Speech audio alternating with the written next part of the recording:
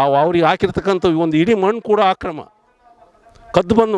ಕತ್ಕೊಂಬಂದಿರ್ತಕ್ಕಂಥ ಮಣ್ಣು ಏಟಿದ್ರೆ ಏನು ಬಂತು, ಒಂದು ಇಡೀ ಮಣ್ಣು ಸತಿ ಕಳ್ತನದಿಂದ ತಂದು ಹಾಕಿರತಕ್ಕಂಥದ್ದು. ಇಂಥ ಶಾಸಕರು ಬೇಕಾ? ಇಂಥ ಅಸಮರ್ಥ ಈತ. ಸ್ನೇಹಿತರೆ, ಈಗ ನಿಮ್ಗೆಲ್ರಿಗೂ ಕೂಡ ಗೊತ್ತಿರೋ ಹಾಗೆ ತುರ್ಚಿಘಟ್ಟದಿಂದ ಸೀದಾ ಚಂದ್ರನಹಳ್ಳಿಗೆ ಬಂದಿದ್ದೀವಿ ನಾವು. ಹಳ್ಳಿಯ ಎಲ್ಲ ಮತದಾರರ ಅಭಿಪ್ರಾಯವನ್ನು ಕೂಡ ಕೇಳ್ತೀವಿ. ಇವತ್ತು ನಮ್ಮೊಂದಿಗೂ ಕೂಡ ಮತದಾರರಿದ್ದಾರೆ. ಸರ್, ಏನಾಗಬಹುದು ಈ ಬಾರಿ ಎಲೆಕ್ಷನ್? ಜೊತೆಗೆ ಈ ಹಳ್ಳಿ ಭಾಗದಲ್ಲೂ ಕೂಡ ಯಾರ ಕಡೆ ಜಾಸ್ತಿ ಒಲವಿದೆ? ಈ ಗ್ರಾಮೀಣ ಪ್ರದೇಶದಲ್ಲಿ BJP ಪರವಾದಂಥ ಒಲವು ಹೆಚ್ಚು ಕಂಡು ಬರ್ತಾಯಿದೆ. ಆ BJP ಪಕ್ಷದ ಅಭ್ಯರ್ಥಿ ಭಾಳ ಜನಸಾಮಾನ್ಯರಲ್ಲಿ ಸಾಮಾನ್ಯರು. ಅವರ ತಂದೆ ಅಮಾಲಿ ಮಾಡ್ಕೊಂತ ಇದ್ದರು, ಅಮಾಲರ ಸಂಘದ ಕಾರ್ಯದರ್ಶಿ ಆಗಿದ್ದಂಥವ್ರು. ಆಮೇಲೆ ಬಡವರ ಕಷ್ಟ ಸುಖಗಳಿಗೆ ಸ್ಪಂದಿಸಿರ್ತಕ್ಕಂಥವ್ರು. ಹಂಗಾಗಿ ಹೆಚ್ಚು ಒಲವು BJP ಪರವಾಗಿದೆ. ಈ ಭಾಗದ ಜನ ಒಂದು ಶಾಮನೂರು ಮನೆತನದ ಮೇಲೆ ಭಾಳ ರೋಸಿಗಿಟ್ಟೋಗಿದ್ದಾರೆ. ಕಾರಣ ಏನು ಅಂತಂದರೆ, ನಾವು ಶಾಲಾ ಕಾಲೇಜುಗಳನ್ನು ಅಭಿವೃದ್ಧಿ ಮಾಡಿದ್ದೀವಿ, ಆಸ್ಪತ್ರೆಗಳನ್ನು ಅಭಿವೃದ್ಧಿ ಮಾಡಿದ್ದೀವಿ, ದೊಡ್ಡ ದೊಡ್ಡ ಕಟ್ಟಡಗಳನ್ನು ಕಟ್ಟಿದ್ದೀವಿ ಅಂತ ಹೇಳ್ತಾರೆ. ಅಲ್ಲೆಲ್ಲಿಯೂ ಕೂಡ ಸೇವೆ ಅನ್ನೋದು ಶೂನ್ಯ. ಇವತ್ತು ದಾವಣಗೆರೆ ಜಿಲ್ಲೆಯಿಂದ ಅಥವಾ ದಾವಣಗೆರೆ ನಗರದಿಂದ ಮಣಿಪಾಲಿಗೆ ಮತ್ತು NFOI ಆಸ್ಪತ್ರೆಗೆ ಸುಮಾರು 500-600 ಜನ ಪ್ರತಿನಿತ್ಯ ಹೋಗ್ತಾರೆ. ಅದು ಆರೋಗ್ಯ ಚಿಕಿತ್ಸೆಗಾಗಿ. ಇಲ್ಲಿರ್ತಕ್ಕಂಥ ಬಾಪೂಜಿ ಆಸ್ಪತ್ರೆಯಲ್ಲಾಗಲಿ, ಹೈಟೆಕ್ ಆಸ್ಪತ್ರೆಯಲ್ಲಾಗಲಿ ಪರೀಕ್ಷೆ ಮಾಡಿಸೋಕ್ಕೂ ಜನ ಹೆದರ್ತಿದ್ದಾರೆ. ಅಲ್ಲಿ ಹೋದರೆ ಹೆಣಾಗೆ ಹೊರಗೆ ಬರೋದು ಅಂತ ಜನಗಳನ್ನು ಸುಳು ತಿಂತಿದ್ದಾರೆ ಅವರು. ಯಾರು? ಶಾಮನೂರು ಮನೆತನದವರು. ಇವತ್ತು ಕೂಡ ಬಡ ಜನರು ಮಣಿಪಾಲ್ ಆಸ್ಪತ್ರೆಗೆ ಹೋಗಿ ಚಿಕಿತ್ಸೆ ಪಡೀತಾ ಇದ್ದಾರೆ ವಿನ ಇಲ್ಲಿರ್ತಕ್ಕಂಥ ಬಾಪೂಜಿ ಆಸ್ಪತ್ರೆಗೆ ಹೋಗೋಕೆ ಹೆದರ್ತಾರೆ. ಅಲ್ಲಿ ಹೋದರೆ ಅಲ್ಲೆಲ್ಲ ಡಾಕ್ಟ್ರುಗಳು ಎಲ್ಲರೂ ಕೂಡ ರಾಕ್ಷಸರು. ಅಲ್ಲಿ ಯಾವುದೇ ಟ್ರೀಟ್ಮೆಂಟು, ಒಳ್ಳೆ ಟ್ರೀಟ್ಮೆಂಟು ಸಿಗ್ತಾಯಿಲ್ಲ. ಇವತ್ತು ನೀವು ನೋಡಿರ್ಬೋದು, ಇಡೀ ಕರ್ನಾಟಕದಂತೆ ಬಸ್ಸುಗಳ ಮೇಲೆ ಬೋರ್ಡ್ ಇರ್ತತಲ್ಲ, ಊರಿಂದ ಊರಿಗೆ ಇರ್ತೈತೆ. ಉದಾಹರಣೆಗೆ ಹರಿಹರ ಟು ದಾವಣಗೆರೆ ಅಂತ ಇರ್ತೈತಿ, ದಾವಣಗೆರೆ ಟು ಚಿತ್ರದುರ್ಗ ಅಂತ ಐತಿ. ಆದರೆ ದಾವಣಗೆರೆಯಿಂದ NFOI ಆಸ್ಪತ್ರೆ ಅಂತ ಒಂದು ಬೋರ್ಡ್ ಐತಿ ಬಸ್ನಾಗ, ಅದನ್ನು ನಾನು ನೋಡಿದ್ದೀನಿ. ದಾವಣಗೆರೆ ಟು NFOI ಹಾಸ್ಪಿಟ್ಲ್ ಅಂತ. ಆ ಬಸ್ಸು ಯಾವುದೇ ಬಸ್ ಸ್ಟ್ಯಾಂಡಿಗೆ ಹೋಗಲ್ಲ, ದಾವಣಗೆರೆ ಬಿಟ್ಟರೆ ಆ NFOI ಹಾಸ್ಪಿಟ್ಲಿಗೆ ನಿಲ್ತತಿ. ಮತ್ತು ಆ ಕಡೆಯಿಂದ NFOI ಟು ದಾವಣಗೆರೆ ಅಂತ ಐತಿ. ಅಷ್ಟು ಜನ ಹೋಗ್ತಾರೆ. ಮತ್ತು ಅವರು ಯಾವುದೇ ಬಸ್ ಸ್ಟ್ಯಾಂಡಿಗೆ ಹೋಗಲ್ಲ, ಅದೇ ಬಸ್ ಆಸ್ಪತ್ರೆನೇ ಬಸ್ ನಿಲ್ದಾಣ. ಅಷ್ಟರ ಮಟ್ಟಿಗೆ ಅಲ್ಲಿರ್ತಕ್ಕಂಥ ಜನ ಯಾಕೆ ಹೋಗ್ತಿದ್ದಾರೆ ಅಂದರೆ ಅಲ್ಲಿ ಸೇವೆ ಸಿಗ್ತೈತೆ, ಅಲ್ಲಿ ಪ್ರಾಮಾಣಿಕ ವೈದ್ಯರು ಸಿಗ್ತಿದ್ದಾರೆ, ನಿಷ್ಠೆ ಇರ್ತಕ್ಕಂಥ ವೈದ್ಯರು ಸಿಗ್ತಿದ್ದಾರೆ.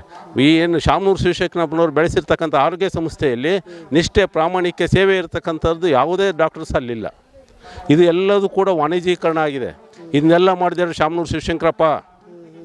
ಅವರು ದುಡಿಮೆಗೋಸ್ಕರ ಶಾಲಾ ಕಾಲೇಜು ಮಾಡಿದ್ರೆ ವಿನ ಜನಗಳಿಗೆ ಸೇವೆ ಕೊಡಬೇಕು ಅಂತಂದು ಶಾಲಾ ಕಾಲೇಜುಗಳನ್ನು ಮಾಡಿಲ್ಲ. ಯಾವುದೇ ಅಲ್ಪಸಂಖ್ಯಾತರ ಮತಗಳನ್ನು ಪಡೆದು ಅಧಿಕಾರ ಅನುಭವಿಸಿದರು. ಆದರೆ ಅಲ್ಪಸಂಖ್ಯಾತರಿಗೋಸ್ಕರ ಒಂದು ಶಾಲೆ ಓಪನ್ ಮಾಡಿಲ್ಲ ಇವತ್ತಿನವರೆಗೂ. ಇವ್ರು ಶಾಲಾ ಕಾಲೇಜು ಏನು LKG UKG ಹಿಡಿದು ನಾವು ಎಲ್ಲಿವರೆಗೂ ಓದ್ತೇವೋ ಅಲ್ಲಿವರೆಗೂ ಕೂಡ ಶಾಲಾ ಕಾಲೇಜುಗಳದಾವೆ ದಾವಣಗೆರೆಗೆ. ಅಷ್ಟು ಬಾಪೂಜಿ ಸಂಸ್ಥೆಗೆ ಸೇರಿರ್ತಕ್ಕಂಥವು. ಇವನ್ LKGಗೆ ಒಂದು ಸೀಟ್ ಕೊಟ್ಟಿಲ್ಲ ಅಲ್ಪಸಂಖ್ಯಾತರಿಗಾಗಲಿ, ಹಿಂದುಳಿದವರಿಗಾಗಲಿ, ಯಾರಿಗೂ. ಅವ್ರು ಓಟ್ ತಗೊಂಡಿದ್ದಾರೆ, ಅಲ್ಲಿಯೂ ಕೂಡ ದುಡ್ಡನ್ನು ವಸೂಲಿ ಮಾಡಿ ತಿಂದಿದ್ದಾರೆ. ಆಗರ್ಭ ಶ್ರೀಮಂತರಾಗಿದ್ದಾರೆ.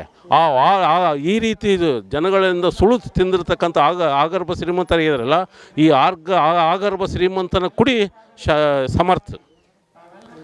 ಈ ಥರ ಈ ಕುಡಿ ಇನ್ನೆಷ್ಟು ಮಟ್ಟಿಗೆ ಜನಸೇವೆ ಮಾಡಬಲ್ಲದು?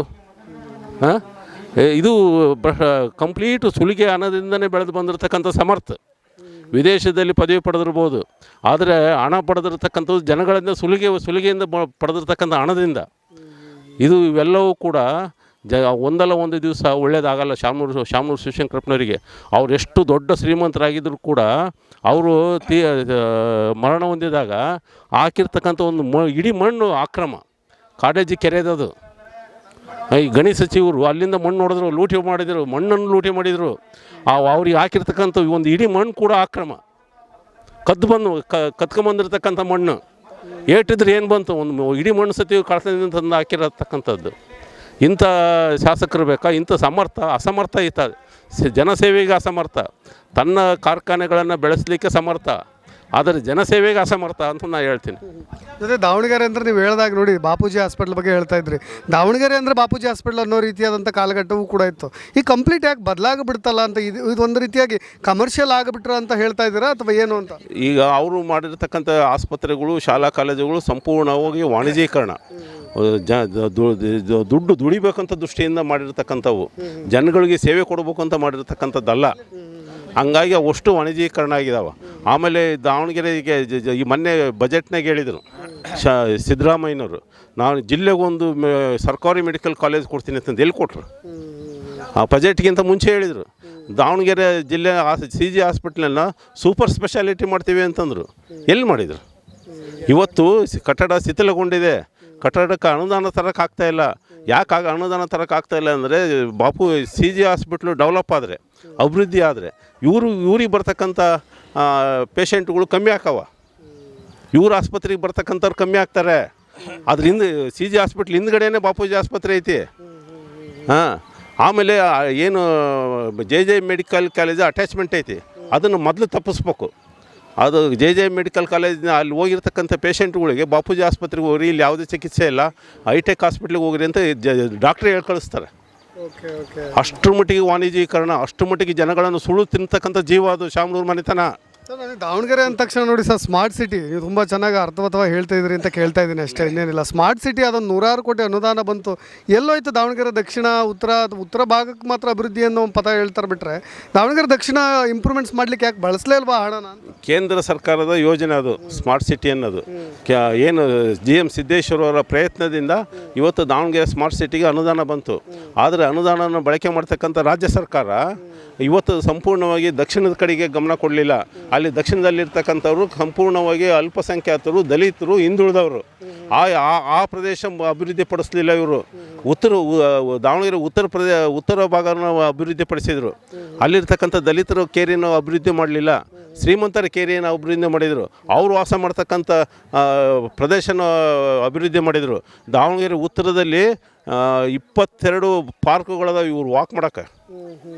ಆದರೆ ಒಂದೇ ಒಂದು ಪಾರ್ಕ್ ದಕ್ಷಿಣದ ತೋರಿಸ್ರಿ, ಇವರು ಡೈಲಿ ಎದ್ದು ವಾಯುವಿಹಾರ ಮಾಡೋಕ್ಕೆ 22 ಪಾರ್ಕ್ ಅದಾವೆ. ಅದೇ ದಾವಣಗೆರೆ ದಕ್ಷಿಣದಲ್ಲಿ ಮಾಡಿಲ್ಲ. ಶಿವಶಂಕರಪ್ಪ 30 ವರ್ಷ MLA ಎಲ್ಲ ತಾನೇನು ಮಾಡ್ಬೇಕು? ಒಂದು ಪಾರ್ಕ್ ಮಾಡೋಕ್ಕಾಗಿಲ್ಲ. ಅಲ್ಲಿರ್ತಕ್ಕಂಥ ಜನಗಳಲ್ವ ಅವರು? ಅಲ್ಲಿರ್ತಕ್ಕಂಥವ್ರು ಮನುಷ್ಯರಲ್ವ? ಇವರಷ್ಟೇ ಮನುಷ್ಯರ? ಇದಕ್ಕೆ ಶಾಮನೂರು ಶಿವಶಂಕರಪ್ಪ ಉತ್ತರ ಕೊಡಬೇಕಾಗಿತ್ತು. ಅಷ್ಟಾಗೆ ಸತ್ರ ನಾವೇನು ಮಾಡೋಣ? ಓಕೆ ಸರ್, ಫೈನಲಿ ಏನಾಗ್ಬೋದು ಸರ್ ಎಲೆಕ್ಷನ್? ಫೈನಲಿ ಇದು ಜನ ಅರ್ಥ ಮಾಡ್ಕೋಬೇಕು. ನಮಗೆ ಏನು ಮಾಡಿದ್ದಾರೆ ಶಿವಶಂಕರಪ್ಪನವ್ರ ಮನೆತನ ಈ ರೀತಿ ಸುಳ್ಳು ತಿಂತೈತಿ.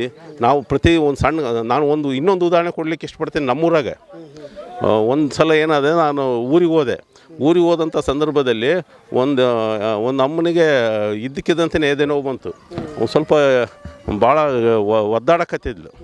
ಆವಾಗ ನಾನೇನಂದೆ, ಕಾರನ್ನ ಬೇಗ ಕರ್ಕೊಂಡು ಹೋಗ್ರಿ, ಇದು ಮೋಸ್ಟ್ಲಿ ಹಾರ್ಟ್ ಪ್ರಾಬ್ಲಮ್ ಇರೋಂಗೆ ಕಾಣಿಸ್ತೈತಿ, ಸೀದೆ ಹೈಟೆಕ್ ಹಾಸ್ಪಿಟ್ಲಿಗೆ ಕರ್ಕೊಂಡು ಹೋಗ್ರಿ, ಒಂದು 10 ನಿಮಿಷ ಹೋಗ್ಬಿಡ್ತಾರೆ, ಟ್ರೀಟ್ಮೆಂಟ್ ಸಿಕ್ಬಿಡ್ತೈತಿ ಅಂದರು. ಅವ್ರ ಮಕ್ಕಳು ಏನು ಮಾಡಿದ್ರು ಒಪ್ಪಲಿಲ್ಲ.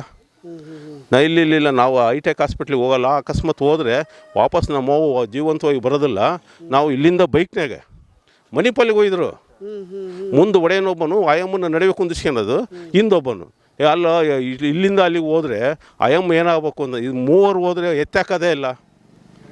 ಹಾಂ, ಆಮೇಲೆ ಅದ್ರ ಜೊತೆಗೆ ನಮ್ಮವ್ವ ಹೈಟೆಕ್ ಹಾಸ್ಪಿಟ್ಲಿಗೆ ಸೇರಿಸಿದ್ರೆ ನಮ್ಮವ್ವ ಜೀವಂತವಾಗಿ ಹೊರಗೆ ಬರೋದಿಲ್ಲ, ಜೊತೆಗೆ 3-4 ಲಕ್ಷ ರೂಪಾಯಿ ಬಿಲ್ ಹಾಕತಿ. ನಾವು ಸಾಯೋವರೆಗೆ ತೀರಿಸ್ಬೇಕು. ಅದಕ್ಕೇನೇ ಆಗಲಿ ನಾವು ಅಲ್ಲಿ ತೋರ್ಸೋಕ್ಕೆ ಹೋಗಲ್ಲ. ಮಣಿಪಾಲ್ ಆಸ್ಪತ್ರೆಗೆ ಕರ್ಕೊಂಡು ಹೋಗೋದು ಅಂತ ಬೆಳಿಗ್ಗೆ 10 ಗಂಟೆಗೆ ಬಿಟ್ಟರು, 5 ಗಂಟೆ ಅಷ್ಟೊತ್ತಿ ರೀಚ್ ಆದ್ರಂತೆ, 5-6 ಗಂಟೆ ಅಷ್ಟೊತ್ತಿ ರೀಚ್ ಆದ್ರಂತೆ. ಅಲ್ಲಿ ಹೋಗಿ ಸುಮಾರು ಒಂದು 500 ರೂಪಾಯಿ ಪೆಟ್ರೋಲ್ ಹಾಕ್ಸ್ಕೊಂಡ್ರಂತೆ. ಇಲ್ಲಿಂದ ಅಲ್ಲಿಗೆ ಹೊಡೆದಿದ್ದಾರೆ. ಅವನು ಸ್ವಲ್ಪ ಹೊತ್ತು, ಇವನು ಸ್ವಲ್ಪ ಹೊತ್ತು, ನಡುವೆ ಆಯಮ್ಮನ ಕುಂದಿಸ್ಕೊಂಡು. ಹಾಂ, ಇದು ಎಷ್ಟು ವಿಚಿತ್ರ. ಅವ್ರ ಮನಸ್ಥಿತಿ ಹೆಂಗೈತಿ? ಯಾವ ಜೀವ ಹೋದ್ರೆ ಚಿಂತೆ ಇಲ್ಲ, ನಾನು ಹೈಟೆಕ್ ಹಾಸ್ಪಿಟ್ಲ್ ಒಳಗೆ ಹೋಗೋದಲ್ಲ ಅನ್ನೋದು ಮನಸ್ಥಿತಿ ಅವ್ರದ್ದು. ಆಮೇಲೆ ಒಂದು 5-6 ದಿವಸ ಅಲ್ಲೇ ಇದ್ದು ವಾಪಸ್ ಅದೇ ಬೈಕ್ನಾಗ ಕರ್ಕೊಂಬಂದರು. ಹಾಂ, ಆಯಮ್ಮ ಇವಾಗ ಪಾಡಾಗದಾಳೆ. ನಾವು ಇಲ್ಲಿ ಹೋಗಿದ್ರೆ ನಾವು ಬದುಕೆ ಬರ್ತದಿಲ್ಲ, ನಮ್ಮ ಅವ್ವ ಜೊತೆಗೆ 3-4 ಲಕ್ಷ ರೂಪಾಯಿ ಸಾಲ ಆಗೋದು ನಮಗೆ ಅಂತ ಹೇಳ್ತಾರೆ.